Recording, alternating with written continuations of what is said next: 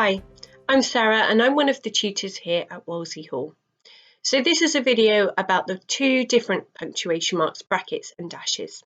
So first of all, brackets are used to keep extra information separate from the rest of the sentence.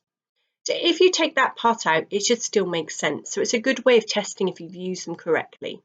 So for example, when we landed on the moon in 2010, we had a party. So you can take out the part in brackets, the 2010, and the rest of it would still make sense on its own. When we landed on the moon, we had a party.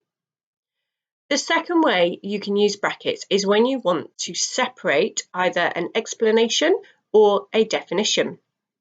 So for example, the WWF, Worldwide Fund for Nature, was founded in 1961.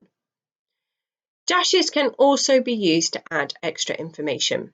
So the chefs, James and Sandra, like to eat a lot of pizza. Or you can use a dash to add a dramatic pause in a sentence.